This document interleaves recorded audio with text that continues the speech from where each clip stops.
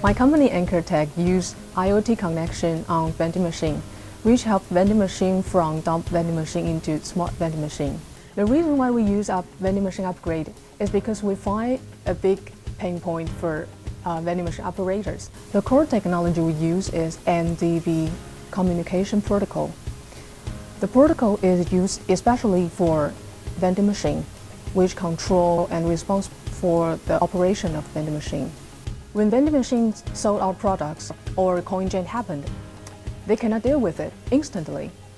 The solution not only provides them a mobile payment, which can solve the coin jam problem, but also they can check their stock in vending machine by the management platform. But also, after recollecting the data, we believe that the kit can bring them a lot of benefit more than their imagination.